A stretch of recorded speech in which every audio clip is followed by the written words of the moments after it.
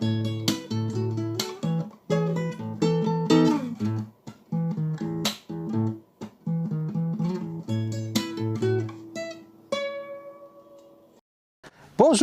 Coucou, nous revoilà enfin!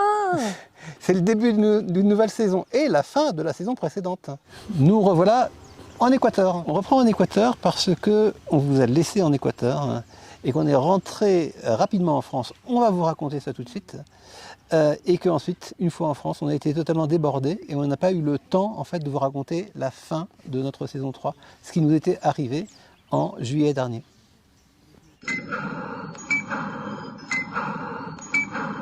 On avait donc pour but d'arriver à Ibarra pour laisser Oscar pendant les 6 mois durant lesquels on rentrait en France. Ibarra, c'est à peu près à 2 heures de la frontière colombienne et on avait un endroit, il y a une sorte de base de voyageurs au long cours où il est possible de laisser son véhicule pour plusieurs mois. Le dimanche, on a vidé Oscar, on l'a tout nettoyé puisqu'on devait le laisser pendant 6 mois. Donc on a fait ce que tous les voyageurs font avant de laisser leur véhicule. On a tout nettoyé. On a rencontré Diego, le mécanicien, qui était en charge de faire quelques bricoles sur Oscar pendant qu'on était parti, c'est-à-dire, je sais pas, les cylindres blocs. Plus que ça, il y avait quand même l'embrayage à changer. Il y avait l'embrayage à changer, donc on lui a tout montré. Il y avait le moteur à refaire en partie parce qu'il y avait des problèmes de démarrage. Non, il y avait des interventions un peu sérieuses. Finca San Marvin, on est arrivé à ce domaine, on pensait rester 3-4 jours. C'est en fait la base, on va dire, pour préparer le véhicule et le laisser en sécurité. Et on est resté 3 semaines. Voilà le récit de ces 3 semaines.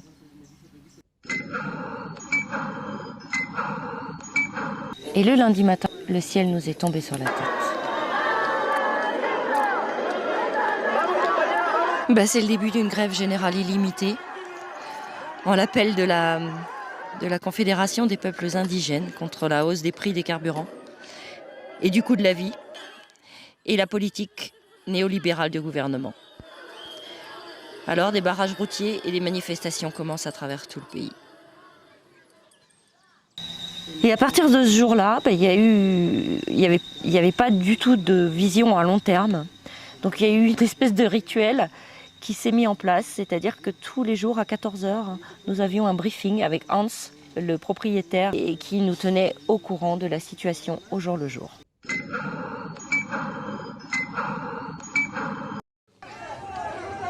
Leonidas Isa, le leader de la Confédération des nationalités indigènes, la connaît, qui est la plus grande organisation de peuples indigènes et qui est à l'origine des protestations populaires.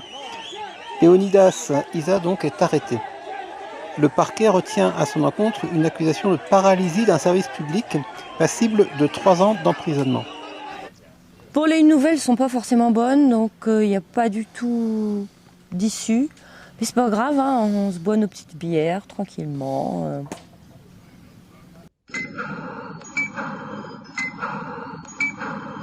Sous pression, le gouvernement a finalement libéré le chef de la CONAIE. Mais Leonidas Isa vient de déclarer « Nous poursuivons le combat », ce qui n'arrange pas vraiment nos affaires. On a quand même décidé de sortir, pas très loin, pour essayer de trouver de l'argent, parce que on avait peur qu'il n'y ait plus de cash du tout disponible. Donc on est allé dans un premier village et on a fait chou blanc.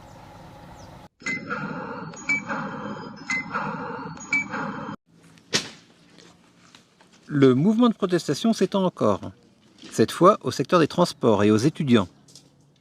Une dizaine de membres de la CONAIE et de la police ont été blessés jusqu'ici. Et Leonidas Isa a prévenu, les manifestations auront lieu pour une durée indéterminée, tant que ces revendications ne seront pas satisfaites. En vérité, la situation devient entendue, le nerf de la guerre pouvait devenir l'argent et le cash. Donc en fait, comme on dit, cash is king, et il était, à nos yeux, il était important d'avoir de l'argent liquide, beaucoup d'argent liquide en cas de situation tendue. C'est pour ça qu'il est retourné avec Elisabeth dans une autre partie du village, et là vous avez trouvé de l'argent. Et pendant qu'ils étaient partis, moi j'en menais pas large, parce qu'il y avait les hélicoptères de la police, enfin de l'armée, qui étaient en train de tourner au-dessus d'eux.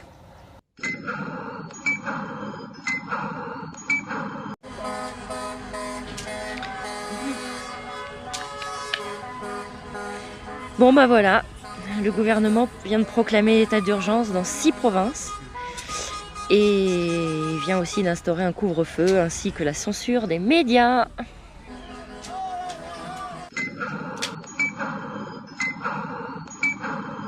Alors la situation était étrange parce que c'était un mélange de tensions externes et de décontraction interne. Par exemple, à l'extérieur, il y avait des émeutes, il y avait même parfois des morts. Et nous, on était dans cette petite Bulle. pas prison dorée, il ne faut pas exagérer, mais enfin, cette petite petit enclos où tout le monde partageait en fait les mêmes inquiétudes, mais aussi le même temps disponible. Et alors, on a trouvé des activités. Par exemple, on a curieusement fait du tai chi. On a découvert ça avec une professeure de yoga très sympathique au demeurant. Et donc, voilà, une des activités qu'on a pu faire pendant ces semaines d'attente. Et le soir, parce qu'on était tous bloqués, tous à la même enseigne, donc on s'est fait un barbecue. Donc chacun devait apporter quelque chose. Qu'est-ce que tu fais, Elisabeth? Qu'est-ce que tu veux? Je fais une salade de pasta. De pâtes? De pâtes, salade de pâtes. C'est tout, j'ai dans ma voiture, oui. Ben oui, mais moi c'est pareil. C'est une situation très short notice. So, what did you do for tonight? Quinoa, sweet potato, and like sausages. Yeah. I don't know which sausage. For a salad? So, no, it's like what is it? Chorizo thing. Chorizo. I hope it's good. Hola, hola. Hola. Hola. Voy para ver qué haces para Hago comer. una tortilla de patatas y cebolla. Muy bien. Típico de casa. Otra cosa es que salga bien, porque de cocina es una cosa complicada. Alors ce soir, même si c'est quasiment la guerre dans le pays, on va se faire une petite partie. Donc chacun amène un truc, sauf que quand on m'a demandé ce que je devais amener, j'étais bien embêtée parce que on n'a plus rien vu qu'on est prêt à partir dès que la situation va se débloquer. Donc j'ai fait marcher mon cerveau très très vite et je me suis dit punaise, il me reste des œufs, de la farine et du lait, donc je fais des crêpes et j'en suis déjà à ma 24e je crois, parce que mine de rien on est quand même assez nombreux.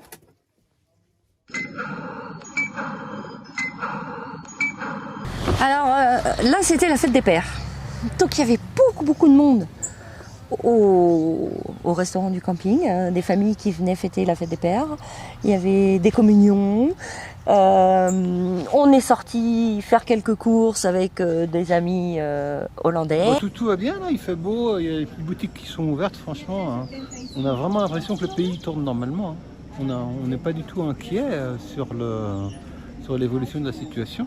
Enfin, du moins pour ce qui concerne notre capacité à nous alimenter. L'après-midi, on a fait une petite marche autour du camping, puisqu'il fallait quand même limiter les trajets. Et il s'avère que le camping se trouve juste en face d'un circuit moto. Aujourd'hui, c'est dimanche. C'est jour de trêve pour les manifestants. En fait, moi, j'aurais préféré qu'il n'y ait pas de trêve, parce que du coup, ils nous bassinent avec leur bruit de moto. En tout cas, tout va bien, hein. Il y a même de quoi boire du coca. Il reste de l'essence pour faire du motocross, quoi, apparemment. Ouais, nous on n'a pas pu en prendre ce matin, la station était fermée, mais bon.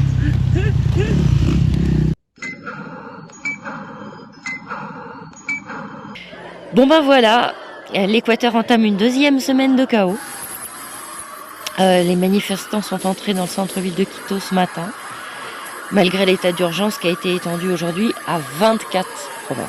Bon, ça s'arrange pas dans le pays.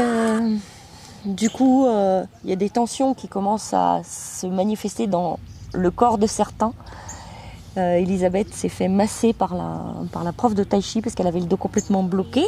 Et ce jour-là, on a fait la vidéo sur Elisabeth, qu'on vous recommande vivement, puisque c'est quand même un voyage assez extraordinaire qu'elle fait. Et pendant qu'on était en train de filmer, il y a une énorme araignée qui est venue sur nos crocs. Elle avait l'air gentille. Oui, enfin bon, elle était vraiment grosse.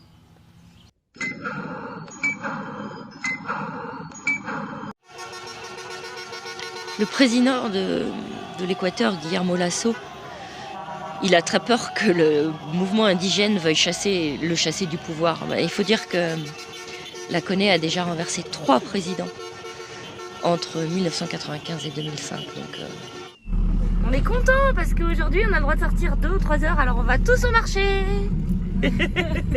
Où on a vu, enfin moi j'ai vu pour la première fois des cochons d'Inde à vendre avec les poules, parce que au Pérou comme en Équateur, le cochon d'Inde se mange. Au marché, il y avait quand même la plupart des étals qui étaient fermés. J'ai quand même trouvé une couturière parce que j'avais quelques travaux de couture à faire. Donc il fallait refaire l'élastique de mon pantalon. J'ai enlevé mon pantalon. Et pendant qu'elle était en train de faire mon travail, Emmanuel nous a appelés en disant « Écoutez, il faut qu'on parte vite, parce que ça va pas bien dehors du tout. » Donc j'ai été obligée de lui laisser mon pantalon. Je suis partie les fesses à l'air. Alors bon, j'avais une robe courte. Mais voilà, on est parti et finalement je crois que c'était plus... J'étais parti de mon côté tout seul faire des photocopies pour faire des documents administratifs. Et donc on était en communication téléphone et j'ai vu une énorme file de voitures. On m'a dit la panaméricaine est bloquée. J'ai pensé qu'on ne pourrait pas rentrer au camping, sauf d'urgence. Et donc j'ai rapatrié tout le monde un peu précipitamment. En fait, je m'étais trompé. Il y avait effectivement un blocage mais, sur une route, mais c'était pour accéder à une station essence.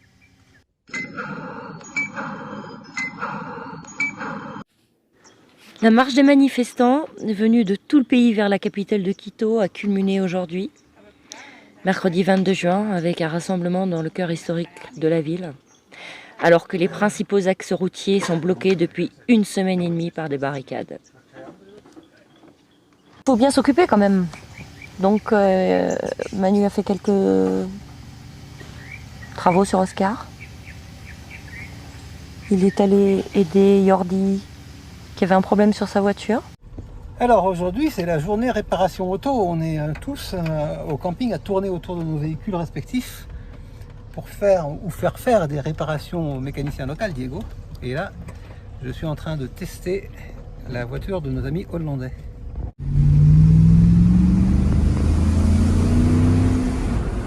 C'est un van amusant parce que il développe plus de 300 chevaux. Ça change un peu d'Oscar. Et le soir, on a de nouveau bu un petit coup parce que Hans était grand-père. Donc on a fêté ça.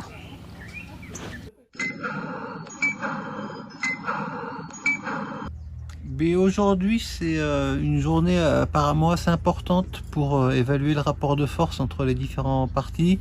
Depuis que la situation s'est tendue, le président n'arrête pas de faire des concessions apparemment aux manifestants indigènes, mais plus il fait de concessions et plus les indigènes semblent faire monter les enchères.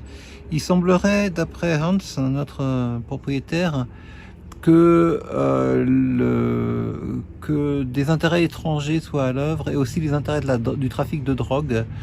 C'est-à-dire que sans qu'ils se montrent directement, sans qu'ils se mettent en avant officiellement, les Vénézuéliens en particulier et les barons de la drogue soutiennent le mouvement indigène, tout simplement parce qu'ils préféreraient avoir un gouvernement un peu corrompu qui les laisse tranquilles, plutôt qu'un président qui actuellement ne doit pas trop céder à leurs demandes. Donc en fait c'est un jeu où les enjeux cachés sont plus importants que les enjeux officiels. Et pour l'instant, on est plutôt dans une montée des enchères des deux côtés. Donc on ne voit pas forcément très bien la sortie de crise dans l'immédiat.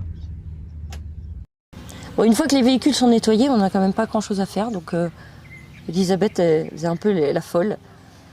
Avec mon pantalon qui était fichu que je lui avais donné, elle briquait et rebriquait son van. Nous, là, on a défini une activité qui était assez simple, qui était la plus immédiate pour nous. C'était simplement d'aller se promener autour du lac et de photographier les colibris, parce qu'il y avait quelques colibris autour quand même. Des dizaines de milliers de personnes sont toujours dans les rues. L'Assemblée nationale a été encerclée et prise d'assaut par les manifestants. Bon, tension chez moi aussi, a priori au niveau du dos. Donc la prof de tai chi vient à domicile et l'ostéopathe aussi, donc je me suis payé 2 séances d'ostéopathe. Alors chacun cherche à optimiser le temps et les compétences des autres, et donc Hans m'a demandé, puisqu'il voyait que je m'activais beaucoup avec ma caméra, avec mon appareil photo, il m'a demandé de lui faire une collection de photographies de ses bières, parce qu'il a des bières, il a le plus grand nombre de marques de bières, je pense, en Équateur, puisqu'il est allemand, il est très fier, il a un jardin de bières, en fait, Biergarten. Donc voilà, je lui ai fait quelques photos de bières pour sa publicité. Et là, on a été rejoints par 2 couples de petits jeunes, un avec un combi et l'autre avec un... C'est un véhicule américain, un gros van américain assez lourd et puissant, mais en assez mauvais état. Et on a commencé la rencontre par l'anniversaire d'Emeline.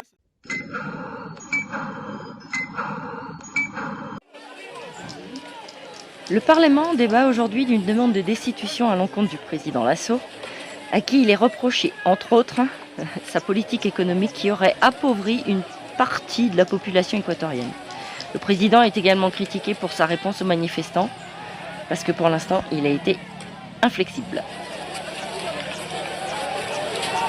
Chacun est aussi renvoyé à ses propres affaires, et les véhicules ont tous des problèmes un petit peu différents. Et beaucoup, quand même, sur la route, ont des compétences mécaniques et cherchent à régler le maximum de problèmes par eux-mêmes.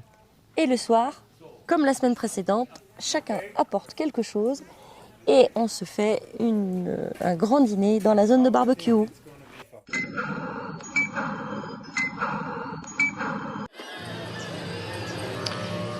Les manifestants indigènes contraignent le président à baisser le prix des carburants. Alors la réduction sera de 10 cents de dollars par gallon, sachant qu'un gallon c'est 3,78 litres. Donc 10 centimes par gallon d'essence et de gazole, ce qui est néanmoins bien inférieur aux demandes des milliers d'indigènes. Deuxième séance de tai chi. Et il y avait dans ce camping, il y avait un personnage un peu mystérieux qui s'appelait Enrico, qui est un Allemand qui fait du volontariat ici en Équateur et qui a plus ou moins décidé de changer d'identité et de vie en fait. Et alors il était très répugnant à parler autre chose que l'espagnol avec tout le monde, y compris avec les Allemands. Donc c'était assez curieux. Et ce personnage-là a décidé, Enrico, de nous préparer un grand repas un jour. Et nous avons tous invités, et une de ses passions, et c'est logique avec son amour pour l'Amérique du Sud, c'est la salsa. Alors il nous a non seulement d'abord invités à manger, mais ensuite il nous a plus ou moins dit comment danser la salsa. Lui, il prend beaucoup de leçons de salsa. Et donc tout ça s'est terminé sous la forme d'une soirée dansante.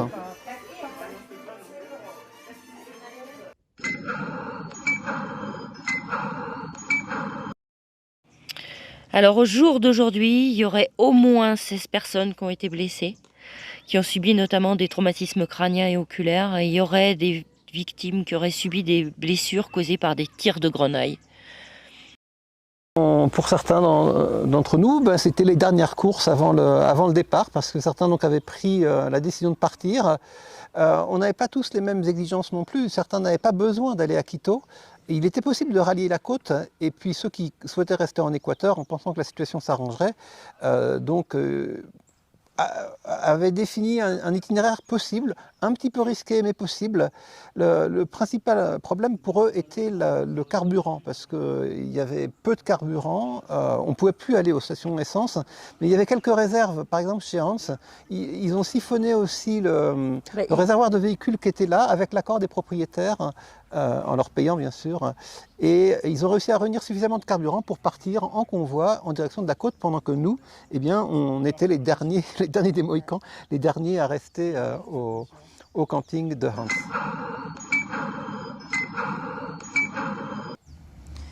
Donc ils sont partis à 4 h du matin. Manu s'est levé courageusement pour filmer leur départ. Et puis ensuite, Manu a fait quelques travaux avec Diego sous le van. Alors, ça fait plus de 15 jours qu'on est bloqué ici, en Équateur. Et la raison principale pour laquelle on ne peut pas prendre un avion, c'est qu'il y a ça s'appelle des roadblocks, des blocages sur la route. Donc là, on va, avec Hans, on va voir de nos propres yeux quelle est la situation sur la route, la route panaméricaine qui traverse le pays, pour voir si on ne peut pas trouver notamment une route alternative pour aller jusqu'à l'aéroport de Quito. On est passé sur une succession de routes, de petites routes, voire de rues en fait, qui parfois desservent des quartiers d'habitation.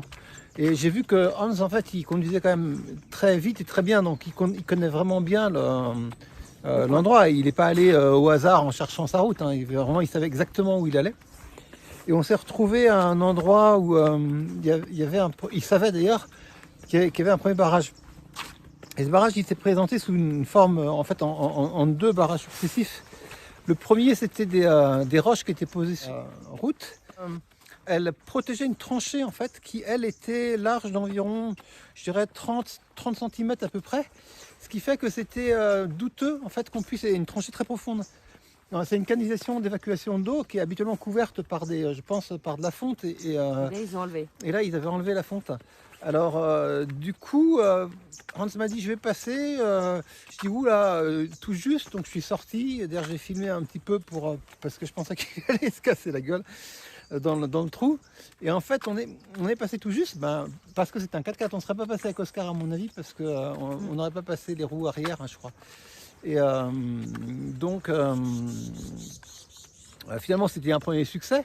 Sauf que ce qui s'est passé, c'est que peu de temps après, pas loin, hein, peut-être 200, 300, 400 mètres plus loin, il y avait une chaîne qui bloquait la route, qui était attachée par un cadenas sur le côté. Et Hans m'a dit, je vais passer par-dessus la chaîne en fait. Descends, parce qu'il y avait un tronc et cette chaîne. Il me dit, descends, enlever le tronc. Et je suis passé par-dessus la chaîne. Donc moi je descends, je pousse le tronc. Et là on a vu des indigènes arriver, quand même un peu excités. Puis ils avaient des bâtons et des machettes. Et ils sont arrivés au loin comme ça. Donc Hans a dit non, on se casse, c'est dangereux. Il a fait demi-tour voilà, je suis remonté en voiture et on est parti. Donc, on a observé d'ailleurs que les véhicules médicaux passaient. Donc ça nous a suggéré qu'on pourrait essayer je sais pas, peut-être d'avoir un prétexte médical. Hein. Et on a fait une fausse convocation à un hôpital pour avoir ce document sous la main au cas où. J'ai décidé de m'inscrire sur le fil d'Ariane. D'une manière, on n'a plus grand chose à faire.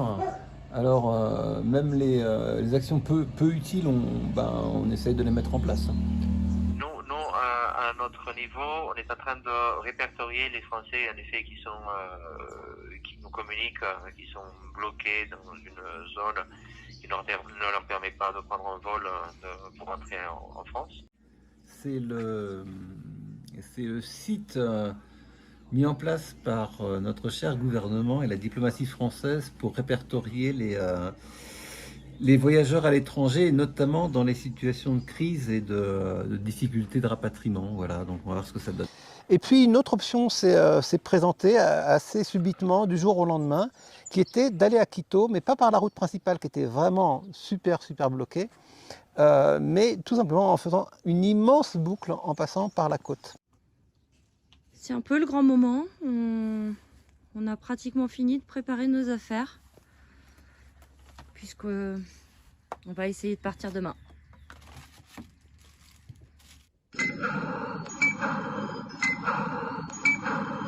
Donc on est parti à 5 h du matin en taxi. Et plutôt que de mettre 2h30, on a mis 12 heures en taxi. Et 12 heures on était en convoi. Oui. Il y avait aussi des camions devant, au cas où il y aurait eu quelque chose et qui nous protégeaient un peu. Bon, on a voyagé toute la journée avec Hans et Imena qui eux aussi allaient pour un problème de visa à Quito. Et on s'est séparés puisque nous on prenait la direction de l'aéroport, eux ils prenaient la direction du centre-ville. On s'est séparés et on venait juste de se séparer que nous avons entendu à la radio que c'était la fin de la grève. Et quand on est arrivé à Quito, on a pu juger qu'effectivement déjà tous les indigènes partaient et il n'y avait plus que le reste des feux. Les traces d'incendie. Alors ça a l'air comme ça assez facile, prendre une décision de faire une boucle de 12 heures plutôt que 2 heures, on aurait pu le faire avant. Non, c'était quand même pas non plus une boucle de tourpeau, on était un peu inquiets, on ne savait pas trop ce qui allait nous attendre. On a traversé les montagnes au début, pendant la nuit en fait, avant le lever du jour, et finalement tout s'est très bien passé. Mais quand on a pris la décision de partir, c'était pas non plus une promenade de santé, hein.